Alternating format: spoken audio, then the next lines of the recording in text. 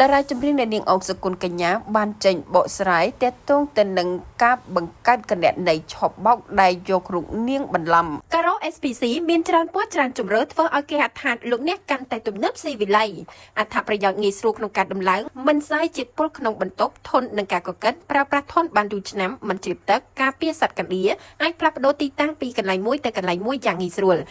លសម្អាតមិនរអិលអាចរៀបបានគ្រប់ទីកន្លែងការ៉ូ SPC ធ្វើឲ្យគេហដ្ឋានរបស់អស់លោកអ្នកកាន់តែទំនើបស៊ីវិល័យមានលក់ដុំនិងរាយសម្រាប់ព័ត៌មានលម្អិតសូមទំនាក់ទំនងមកកាន់លេខទូរស័ព្ទ015 988 នៅក្នុងនោះផងដែរគេឃើញថានៅលើបណ្ដាញសង្គមថ្មីនេះមាន account Facebook មួយដែលមានឈ្មោះថាអុកសុគន្ធកញ្ញាដែលនៅក្នុងនោះផងដែរត្រូវបានសម័យខ្លួនអ្នកនាងអុកសុគន្ធកញ្ញាដែលជាតារាចម្រៀងស្រីល្បីឈ្មោះនៅក្នុងព្រះរាជាណាចក្រកម្ពុជា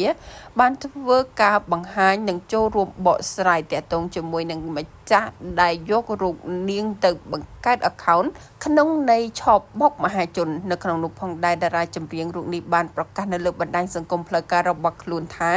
សួស្ដីពុកម៉ែបងប្អូនទាំងអស់គ្នាដោយក្តីគោរពស្រឡាញ់ពីនាងខ្ញុំអុកសុគន្ធកញ្ញា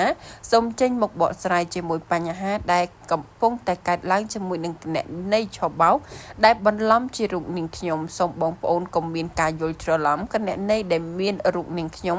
និងផ្សេងជាគណនីខ្លាញ់បន្លំតែប៉ុណ្ណោះនៅក្នុងនោះផងដែរគេឃើញថាតារាចម្រៀងអ្នកនាងអុកសុគន្ធកញ្ញាជានិច្ចការគឺតែងតែប្រើបណ្ដាញសង្គមមួយជាផ្លូវការ